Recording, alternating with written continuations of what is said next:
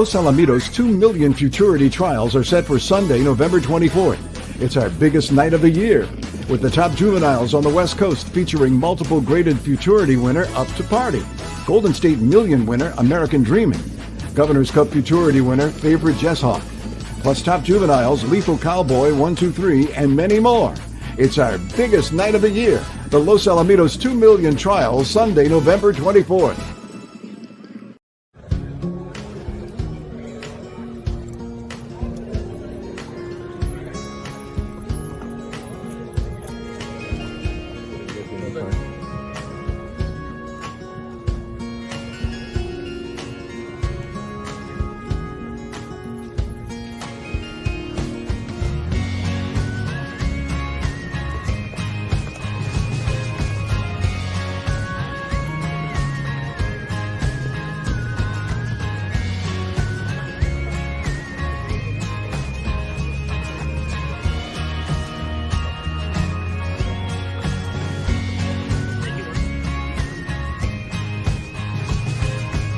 To commence.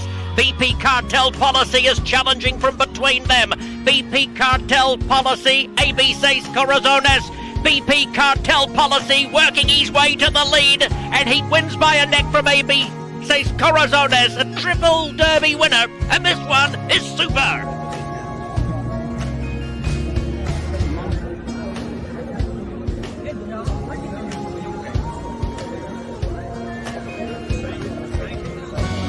Stood at the gates good.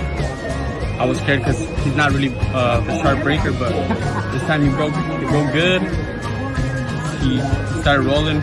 Seen one on the outside. It was, a partner from the barn, and just grabbed on, let him roll, and he did his job. Crossing the wire, thank God. Tell me about growing up around these great horses that your dad breeds year after year after year.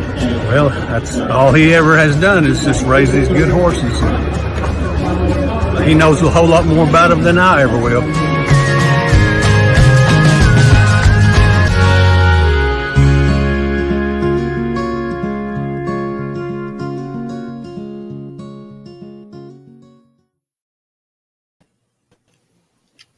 And welcome everyone to the Los Alamitos preview show, and that was kind of like a recap of the Los Alamitos Super Derby. Happy to be joined by our panel here for the preview show. George Duarte, the Equibase trackman here at Los Alamitos. Michael Wrona, of course, the announcer here at Los Al, and Chris Wade, the host of our broadcast feed. How is everyone today? George? I'm still recovering from that tough beat. As when you're a fan and a bettor, it's kind of tough because as a fan, I was happy for BB Cartel Policy that, win his third derby and do well. But when you're alive for 43,000 to ABC Corozones and you got the lead, midway, I was already ready to text Chris and tell him, hey, you're going to be doing glances next week because I'm out. But unfortunately, he got caught. And it was bittersweet, but like I said, I'm happy for BB Cartel. The best horse won the race. That's all you can ever ask for when you wager, and it was a tough beat. And I just can't wait to be alive for that much again. It'll happen soon enough, I'm sure. Michael, how are you today? Well, now I'm recovering because I didn't know about that story, George. Sorry, mate. Matter of fact, I remember on the preview show last week suggesting that ABC Corazones was the best wagering angle for the race at around 8-1. And the horse ran a blinder, but I didn't know what was unfolding one level below me as I was calling the race. Probably a good thing you were not within earshot of me, George. I could have easily been thrown off in the race call. It's a shame that Stanley Cartel blew the start and never got the chance to test himself in that company, putting his unbeaten record on the line. You just wanted to see how he would gut it out with those other horses, but it just didn't pan out for him at all on the night. And it made BP Cartel Policy's task a lot easier. We were even talking about the tendency Stanley Cartel has to break inward sometimes, and Armando Cervantes was even a bit worried about that, but it was a moot point. And as great as the win was by BP Cartel Policy, he did get a lot of space to operate. I mean, he just had so much room either side of him to go through his gears, and he was the best horse on the night without doubt. And gee, mate, sorry about that, George. I feel awful for you. Well, like you said, there'll be other ones, I'm sure. George is always right there in the hunt for those big payouts. Amanda has cashed a lot of tickets. And also seen some misses here once in a while. Chris Wade, you've been playing the horses for a long time. You know the ups and downs of the game. Yeah, ups and downs. And I gave a look to Stanley Cartel. It's 5 for 5 in his career, never asked to run, but he wasn't standing very well in the gate and didn't break at all. Lost all chance, as noted by the group. It left a wide path for BP Cartel's Policy to put forth a big run midway and was striding out very strong near the wire. Big effort by Cisco to the outside, broke right there and was right there throughout and gave a gallon effort, just came up a little bit short on a very good second there at a nice price there. To spice up the underneath exotics there with some long shots underneath, including one of our third or fourth choice would be pretty good 30, 18-1 to spice up the exotics. But Stanley Cartel didn't have a chance to run, but beat Cartel Policy was very impressive, getting his third career Derby. And that one was super. Great call, Mike. Thank you. Yeah, and Monty, I saw Monty after the races, and he said that if the trial for the Z Wayne were maybe next week, Stanley Cartel would probably be in them. So the horse came back fine, so good for him, and he'll be back, I'm sure, in some later stakes races this year. And of course, like you've been talking about here, the best horse of the year so far in the sophomore division, BP Cartel Policy, gets the victory and gets that presumptive berth to the Champion of Champions. We are going to be talking quite a bit about the Champion of Champions and the berths, because this Sunday are the trials to the Z Wayne. The trials to the Champion of Champions are the Z Wayne Directors Trials. 11 runners are in those trials, and there's at least 2 berths guaranteed to the Champion of Champions that will be offered in these trials, possibly more, and we'll talk a little bit more about that. Right now, let's go ahead and jump in right into the Saturday feature event, and that is the Las Damas Handicap here at Los Al. It's once again, like all these races for mares at Los Alamitos, a really strong field overall from just all angles here. Frivolous, who's won a couple of stakes races already this year. White Lady Dawn gets the rail. Just Call Me Candy, a nose winner against Allowance Foes. Remember her, another stakes winner here at Los Alamitos, also coming out of the Sound Dash. Temple Corp, really impressive in an allowance race. Flash of Sass. We've seen better from Flash of Sass, especially at the beginning of the year. Let's see if we can turn it around 30-1 in this one. Escalated another big price here, but a recent winner as well.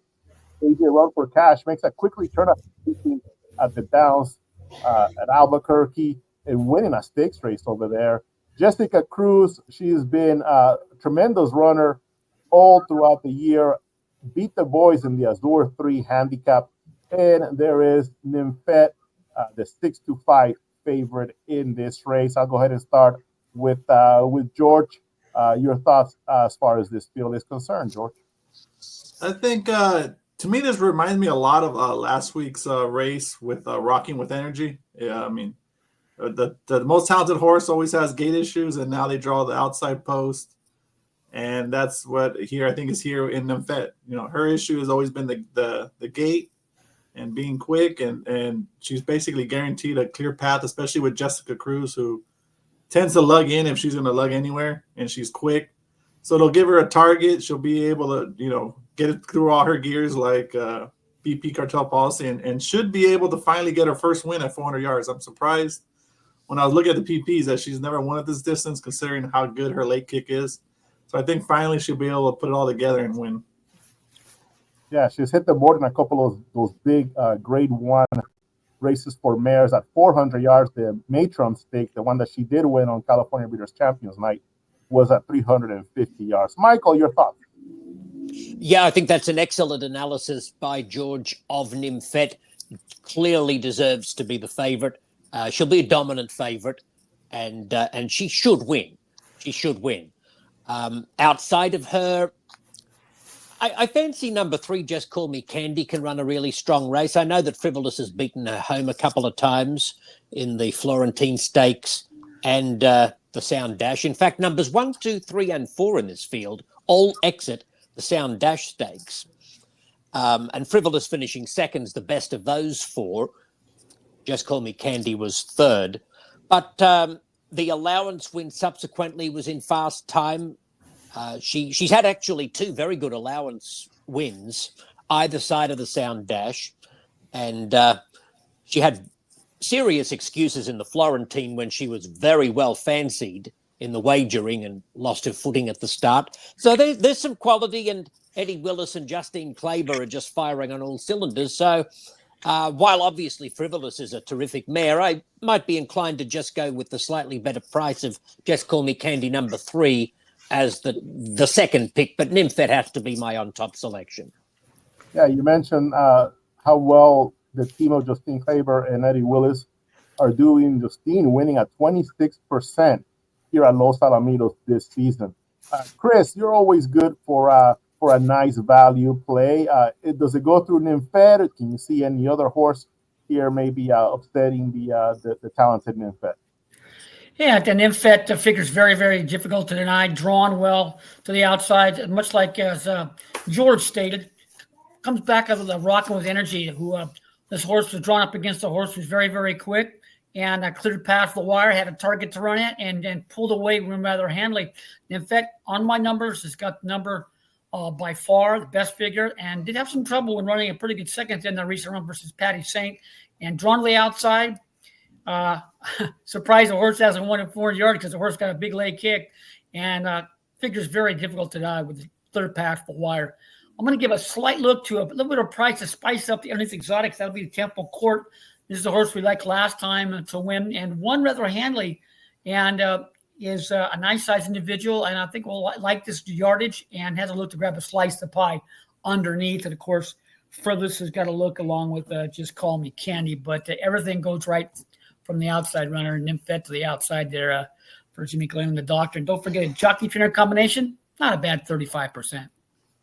That's excellent. And just one note, like I believe maybe George mentioned that as well. Jessica Cruz, so fast out of the gate there. Look at all those ones. She leaves the gate, and I wonder if that's going to give Nymphette something to run at, something to shoot for, going right next to the fast breaking Jessica Cruz. So that's going to be on Saturday, the Las Damas Handicap, $75,000 on the line for this race. Patty Saint, who's been the top mare here at Los Alamitos, she'll be making her next start in the Champion of Champions. And speaking of the Champion of Champions, let's talk about the 2 trials to the Champion of Champions. Those will be races 8 and 9. There they are, the trials to the Champion of Champions, the Z. Wayne Griffin Directors Trials. $20,000 is the purse for each one of them. And like I mentioned, 11 horses in these trials, up to 2 berths, up for grabs. The horses that are already in the Champion of Champions with presumptive berths, I'll just go real quick and give you those names. London Toby, who actually is in these races, using this as a prep. Impressum, Jericho, Patty Saint, Shaker's No Secret, and BP Cartel Policy after winning the Super Derby. Those horses have berths, and they're on the grounds. Dashing Tress, the All-American Derby winner, decided to bypass the Champion of Champions, and a couple of other horses, Just Good Wine and Out of the Way, they won Grade 1 races. Just Good Wine won the Remington Park Championship. On Our Way, Out of the Way won the Downs at Albuquerque Championship. Those horses are not on the ground yet, but they do have berths. So let's take a look at this race number 8, the first division. One Stolen Eagle, a horse with a lot of appearances in stakes races, won the SLM Big Daddy. Cattail Cove, by the way, making his 50th career start.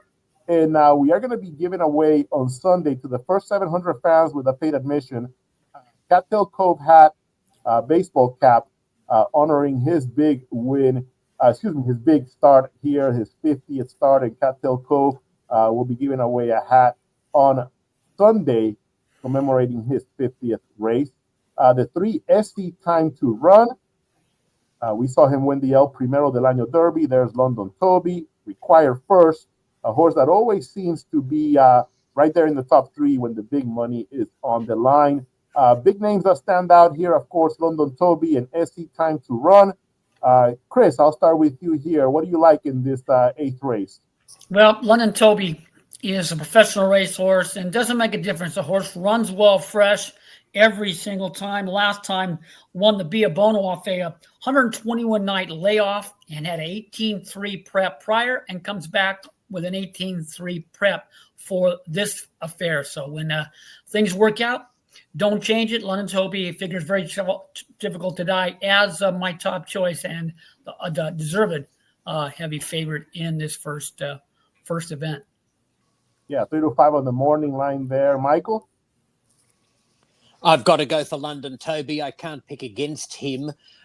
Number 5, Required First, is interesting because the last time he had the outside post position, he lost the Southern California Derby by a head in December last year. He ran a huge race from the outside post versus Ain't He Tempting. He's only run 5 times this year. He's been keeping very good company. He performed well a couple of times in minor placings, and it wouldn't surprise me if he ran a cracking race down the outside. And number 3, SC Time to Run. Now, we were just talking last week in the preview show for the Super Derby about how excited the connections of RS Sher Khan were in qualifying as the 10th quickest, scraping into the field. SC Time to Run finished a nose behind RS Sher Khan in that Super Derby trial. So he must have missed a berth in the Super Derby by some extraordinarily minuscule fractional time. And it's just fascinating, the permutations with these qualifications for these big derbies and futurities in the thousandths of seconds. So SC Time to Run is going very well, and he will love the distance, and he'll be very tough also, I think. But yeah, I just can't pick against London Toby. George, can you? In my picks, I picked him on top, but in my pick 4, he's going to be playing like a 1 to 9 shot in the pick 4s. I mean, for the most part, everybody's going to single. That's what they're going to do. They're going to be like, okay, single London Toby, and then build your ticket around that. So for that reason, I have to go against him. And one of the reasons that I would go against him would be is, for one, he's already, like you said, he already qualified for the champion, so doesn't need this race. He's going to be using this as a prep. And he also draws it in between 2 horses that are quick breakers. So he could get in trouble early. And if that happens, Gabriel Lara is not going to be going all out to try to win.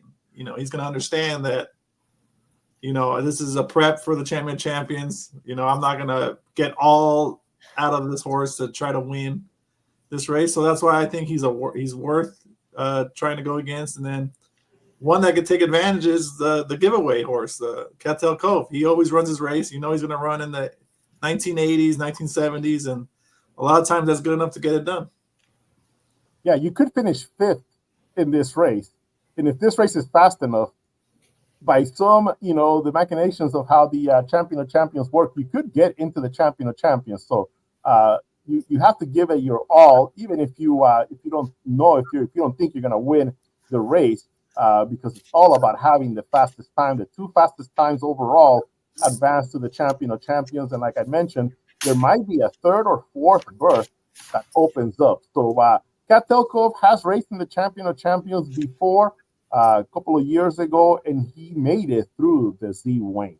So let's take a look now at the next race. This is the 2nd trial. Hooked and Gone was in the Champion of Champions last year, and he did it by qualifying via the Z Wayne. Masked Mandate, won the Governor's Cup Derby, and I thought he ran a really good 2nd in the Golden State Derby against BP Cartel Policy. Price Fixer, we saw him in a lot of big races last year, returning back to Los Alamitos for his first out here this year. Scoop's Dynasty.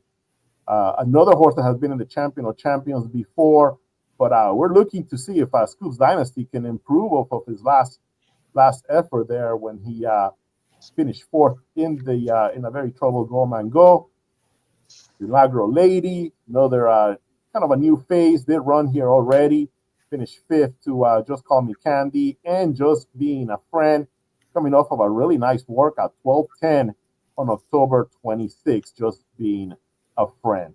I'll go ahead and I'll start with Michael. Michael, what do you think of this trial?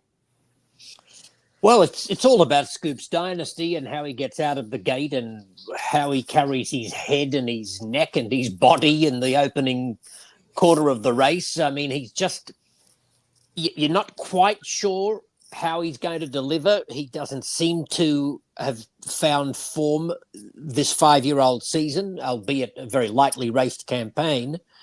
And maybe the flipping halter is the magic potion that just, gets him focused, and obviously he can win comfortably if he's at his best. Do you want to take even money? I don't know. Hooked and Gone, I'm not sure if he's going quite as well as he was this time last year. Seems to have had his chance in his last couple. This will be the third race in a row where he's drawn the rail. I kind of like Just Being a Friend out there in gate 6. That's a really sharp bullet work. He hasn't run since early August. But we've seen him step up and run big races, at least in minor placings, in some of our biggest ever races for Howard Nichols. He's been a terrific money spinner over several seasons. And I just thought from the outside post position, he held some appeal at 5-1. Yeah, and I do have the gate work for Scoop Dynasty. Let me see if I can bring it up here. Here's the gate work of Scoop's Dynasty. And Michael, you mentioned how it's all about how his neck and his head are gonna act. And well, look at him here. Here, look how high his head's gonna be when the gate opens. He is using that flipping halter here. And this is a recent workout of Scoop's Dynasty, October the 30th. So bouncing around there. It's still going to go really, really fast, 12.2. And the longer the workout goes, the better I thought he looked here. But again, using that flipping halter, we're still seeing, a little bit of head action there from Scoop's Dynasty. That was his gate work again on October the 30th. So it'll be interesting to see how he does here back in this race. George, your thoughts on that, on this second division of the Z-Wing? I was glad to see that Scoops added the flipping halter. I'm pretty sure if we go back, I asked for the flipping halter last time. I said he needs it. He just is just not very focused. He looks like he's just playing around and not trying to win races. So I hope that, for his sake and to make the champions that much more interesting, that he takes to the flipping halter, minds his gate manners and performs. Because if he does, he's going to be hard to deny. I also like Just Being a Friend. I think he's rounding back into form. His problem was he was early in his year, in his sophomore year, he was a quick horse and had to try to hold on. And then lately he was just not breaking well enough, and he just could not outfinish these horses because if you see him, he's kind of a smaller build horse. So I was positive to see him breaking better his last start, and then he worked good. And now he draws the outside. So there's a lot of positives. If Scoops makes a mistake, he can take advantage of that. So that's a horse I would use, definitely. And I think with Hook and Gone, he's like a thoroughbred need the lead. If he has the lead, he has a tough, and he likes to fight, and he likes a battle. But if he's near mid-pack, he's not going to – you see him, he's not going to rally. He's not going to be passing horses. So he's one that needs to break well. He draws next to a 3-year-old that's not necessarily the most reliable breaker, so maybe he might finally be able to get out and put in a good performance, but he is one that for sure needs a good start. If he doesn't get the good start, he's not passing horses late. Chris, any thoughts on this race? Yeah, of course, Scoops Dynasty, very impressive. The flipping halter, very much needed, gets that equipment change, and that was a very impressive drill. He was starting out very strong, galloped out very, very well, looked very good. If he gets away halfway decent, minds his manners is owned by George. He's got a big look at the outcome as your probable deserving favorite. And of course, my second choice would be the outside 4-6, Just Being friend, little horse, worked very, very well, drawn nicely to show his ability. But he's got to be close, and he definitely will be off that workout. So he'd be my second choice. Then Master Mandate, the horse that with a good amount of talent, but not the most reliable away from the barrier. If he gets away decently, he's got to look at grab a slice of the pie. And of course, Hooked and Gone has to look to grab a slice of underneath the exotic pie. As far as winning, this is a tough group, and he's got to get out of the gate pretty good here to be a factor. But Scoop Dynasty, equipment change, big workout, much the best on numbers. He gets away clean. Will be your deserving favorite there in that second event. So these are the trials for the Z-Wing Griffin on Sunday. Again, the Las Damas on Saturday. We're going to take a quick break, and then we'll be back with some selections for this weekend.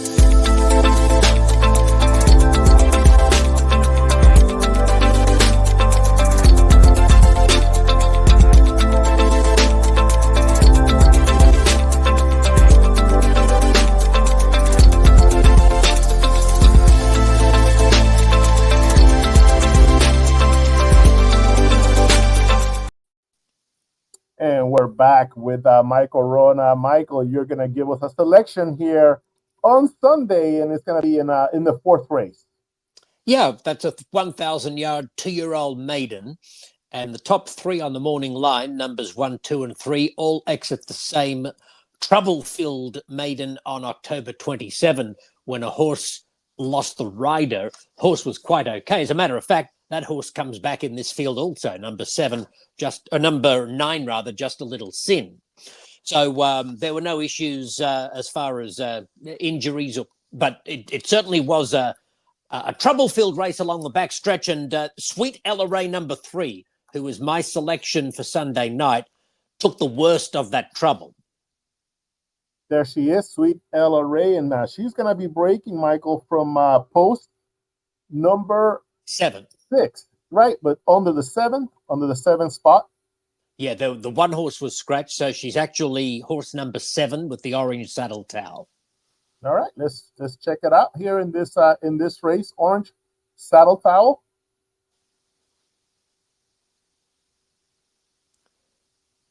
Strawberry Girl is number 4 horse in the white silks blue cap. And the horse on the extreme outside is It's Thirsty Time. They're all in this same race again on Sunday night. But there's the 7 horse. She's running 4th on the outside, but you can see the 6 horse lose the rider. And the 7 horse, Sweet Ella Ray, after being within a couple of lengths of the lead, you can see her drop right back. She had to veer very wide. She was taken right back to the tail of the field. And she's the last horse in the picture as they come around the turn where It's Thirsty Time had crossed from the outside gate to lead, and lead clearly, has the rail on Sunday night. Strawberry Girl's running 2nd in the white with the blue cap, and Sweet Ella Ray's going to make up some late ground and finish 4th. That's her in the black colours, number 7. And she's beaten 4 1/4 lengths officially. I put it to you that she lost at least that much ground in the backwash of that trouble along the back stretch. I thought her recovery was excellent. And I think she can finish in front of both Strawberry Girl and It's Thirsty Time on Sunday night. Strawberry Girl's the morning line favourite, but I'm with Sweet Ella Ray, who was having just her 2nd start on the nighttime layout at Los Alamitos. She was 2nd back on October the 6th. And finished in front of Strawberry Girl on that occasion. So I think 3-1 is decent odds, Orlando, given how much trouble she encountered and how much ground she recovered. Yeah, you see both good moves there from the winner, Great Power, and also from Sweet Ella Ray there at the very end. Her coming through, almost getting to a 3rd place spot in this race. So Sweet Ella Ray, one to watch, says Michael Wrona. We'll be looking forward to that race here on Sunday. Thank you so much, Michael. You have a great day. My pleasure. See you on the weekend.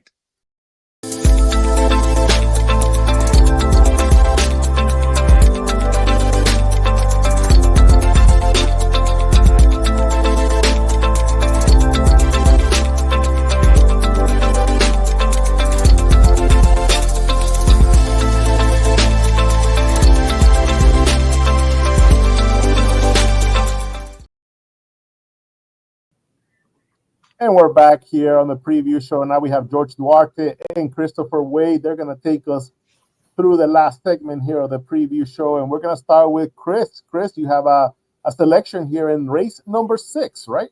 Yes, I'm going to give a look to number 3 horse. Has been second. It's a Brazilian horse that shipped in and has been well met in both her starts. Been a very good second against 2 quality individuals. And ran a good race to be a pretty good second last time and did improve her numbers from her first start over the Los Alamitos Oval on the ship-in. She improved it over half a length. So if she moves forward, yet again, she got my best number from her second place finish last time. And if she improves once again and runs the same race, or even takes a baby step forward, she's definitely got a big look at the outcome in that 6th event.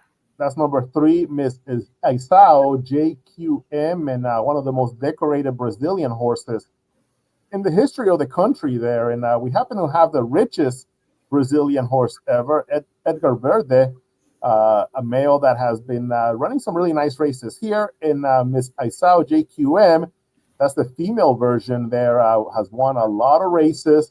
In fact, she had a 10 for 10 to begin her racing career in Brazil. And here at Los Alamitos, ran second, first out against the males, and then second against Temple Court and Moonshot, who ran third in that race. Another nice runner. Temple Court, of course, we're going to be seeing her in the Las Damas.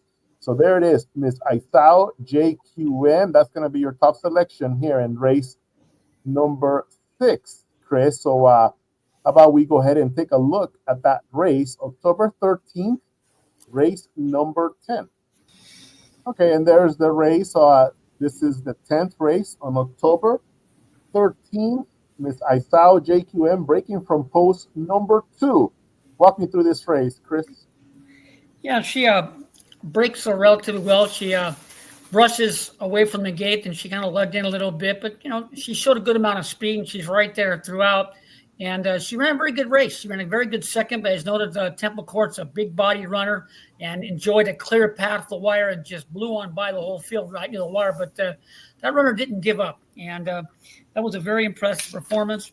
And this horse is stretching out, and she's going to be on the lead as far as I'm concerned. And off that figure, with everything factored in, the number she earned with this second-place finish was best in this upcoming 6th race. And if she runs the same race or could very well improve a little bit, has a big look at the outcome at 5-2 as my top choice in that 6th event, kicking off the late pick 4.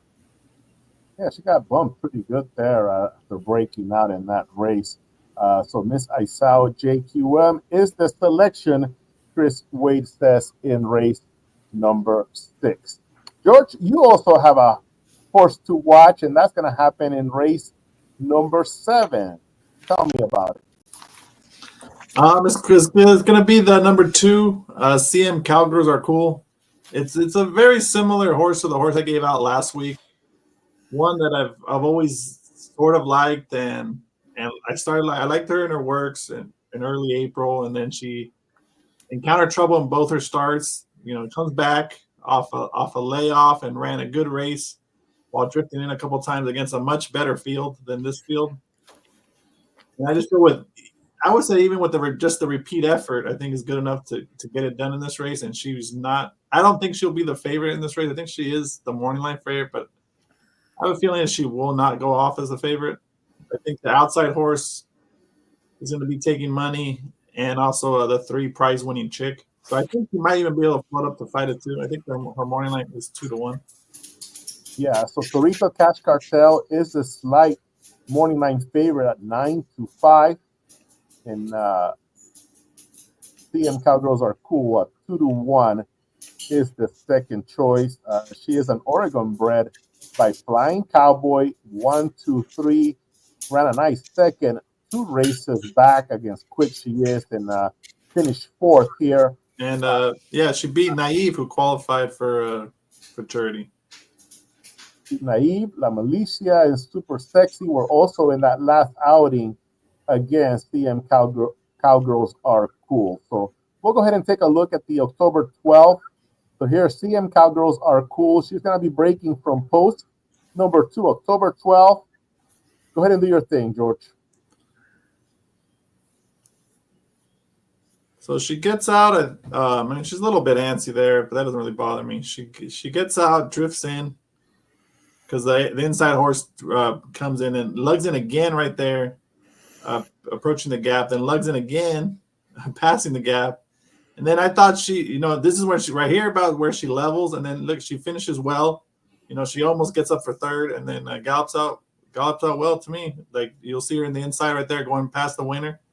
Galloped out really well, and I just want a repeat effort. I don't even need an improvement, and I think she gets it done in here. The favorite I feel is vulnerable. If you look at he has never. I would have preferred if I was backing the favorite in this race that he would at least work 350 yards or had a race at 300 yards. He's only had one race at 220, and then the other, and his workouts all been 220. And he's a little green. And I feel like he will need this start. I think he has talent, but going against this field, I feel like he's gonna find trouble from the outside. I think he can easily veer out or veer in. So with the two, I liked how she finished. She just needs to be within range, and I think she's gonna outfinish these. Yeah, here's the head-on of your selection, and you can see how she never really ran on a well she straight gallops path. out. I mean, she goes right by the leader. Yeah, That's a good horse. Kiss and Talk is a solid horse. That would be 3 to 5 in this field.